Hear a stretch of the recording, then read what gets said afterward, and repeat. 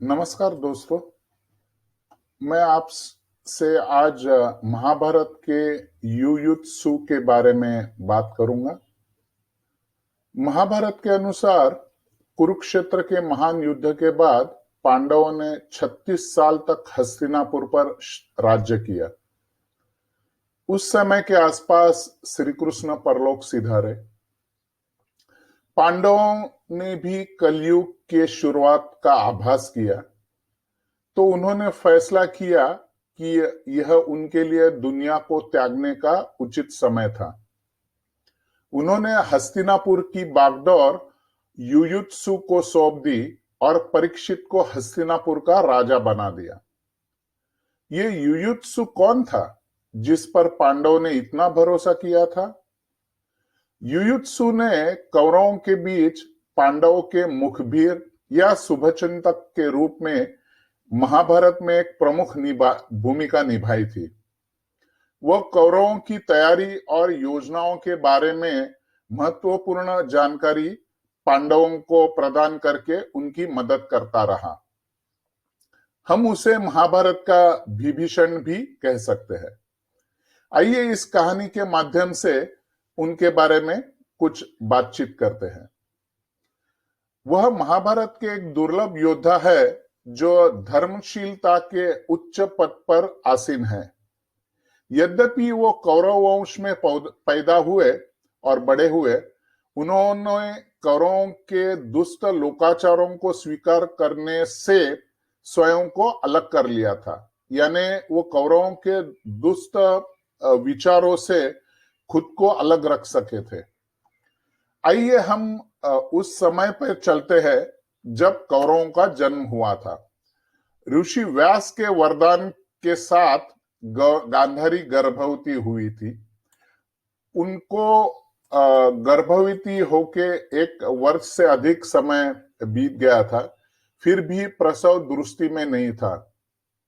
दूसरी ओर कुंती ने युधिष्ठिर को जन्म दिया, जिससे धृतराष्ट्र अधीर हो गए। उन्होंने गांधारी की एक दासी सुगधा के माध्यम से एक बेटा पैदा करने का फैसला किया। वह क्षत्रिय नहीं थी, लेकिन वैश्य वर्ण की थी। धृतराष्ट्र और सुगधा के पुत्र युयुत्सु थे। वह पिता की ओर से कुरु थे और माता की ओर से वैश्य वर्ण के थे। उन्होंने उसी दिन जन्म लिया जिस दिन दुर्योधन का जन्म हुआ था। इसके साथ वह युधिष्ठिर से छोटे थे और दुर्योधन की ही उम्र के थे, लेकिन वह अन्य 99 सौतेले भाई कौरव और बहन दुश्शाला से बड़े थे। नाम युयुत्सु 2 संस्कृत शब्दों का एक संयोग है। नाम का पहला भाग यु है, जो युद्ध से लिया गया है, और दूसरा भाग युत्सु यानी उत्सुकता। यु का मतलब होता है लड़ाई और युत्सुक का मतलब होता है जिज्ञासा।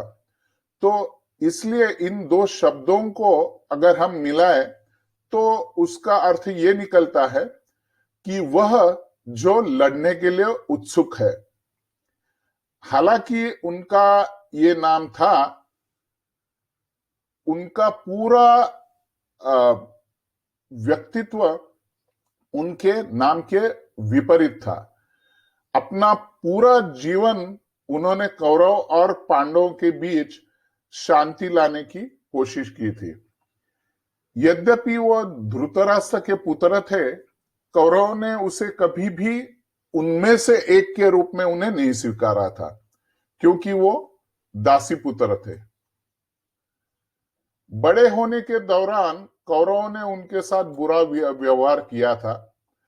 उनकी परवरिश के बारे में बहुत सारे संदर्भ नहीं है, सिवाय इसके कि युयुत्सु ने भीम को दुर्योधन द्वारा जहर देकर मारने की योजना के बारे में सचेत किया था।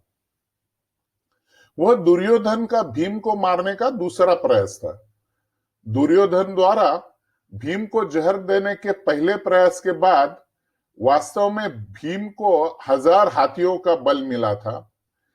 उस कहानी को हम कहीं दूसरे वीडियो द्वारा उस पे चर्चा करेंगे। इसलिए युयुत्सु की चेतावनी के बावजूद भीम ने पानी पिया और उसे कुछ नहीं हुआ। वह कौरवों के 11 महारथियों में से एक था जो एक साथ 7,20,000 योद्धाओं से लड़ सकते थे। धृतराष्ट्र ने युयुत्सु को वारणावत क्षेत्र का राजा नियुक्त किया था। एक बार शक्तिशाली राजाओं का एक गठबंधन ने वारणावत पर हमला किया। युयुत्सु ने उनका जोरदार विरोध किया और 6 महीने तक वो उन राजाओं के गुट से लगातार लड़ाई करते रहे और उन्होंने वारणावत का रक्षण किया था। इस समय के दौरान न तो दुर्योधन ने ना ही हस्तिनापुर ने उन्हें कोई मदद भेजी। जल्दी 6 महीने बाद पराजित राजाओं ने हार मान ली और चले गए। इस घटना से ये प्रतीत होता है कि कौरव के साथ साथ हस्तिनापुर के सिंहासन ने भी युयुत्सु की परवाह नहीं की थी। एक उल्लेख यह भी है कि वह द्रौपदी के स्वयंवर के दौरान वहां पर मौजूद थे, हालांकि उन्होंने स्वयंवर में हिस्सा नहीं लिया था। कुरुक्षेत्र आप सभी जानते हैं कि एक धर्म युद्ध था जिसे धर्म क्षेत्र कुरुक्षेत्र के रूप में भी जाना जाता है। दोनों ओर के योद्धाओं को यह स्वतंत्रता थी कि वे किसी भी पक्ष के से जुड़कर लड़ सकते हैं। युद्ध की पूर्व संध्या पर धर्मशील युयुत्सु ने लड़ने के लिए पांडवों का पक्ष चुना और उन्होंने अपने सौतेले भाइयों कौरवों के खिलाफ लड़ाई की। युद्ध के दौरान वह कुरुवंश की सभी महिलाओं को युद्ध मैदान से हस्तिनापुर ले गए थे और उन्हें छोड़ने के बाद युद्ध मैदान वापस लौट आए थे। 12 दिन उन्होंने भागदत्त और उनके हाथी सुपर्तिका का मुकाबला किया। उन्होंने शकुनी के पुत्र उल्का का भी मुकाबला किया था। कुरुक्षेत्र युद्ध के 12 बचे लोगों में वो एकमात्र कौरव थे। हालांकि लोग कहते हैं कि 12 नहीं 13 थे, क्योंकि पितामह भीष्म भी कुरुक्षेत्र का युद्ध समाप्त होने तक जीवित थे। उन्होंने अपने देह को युद्ध के कई दिनों बाद त्याग दिया था। युद्ध के बाद पांडवों ने उन्हें इंद्रप्रस्थ का राजा बनाया। उन्होंने धृतराष्ट्र और गंधारी का ध्यान रखा उनके बुढ़ापे में। बाद में जब पांडवों ने दुनिया छोड़ने का फैसला किया तो पांडवों ने हस्तिनापुर की बागडोर युयुत्सु को सौंप दी और वो हिमाचल की ओर निकल पड़े। हम युयुत्सु और विदुर के बीच में कुछ समानताएं देख सकते हैं।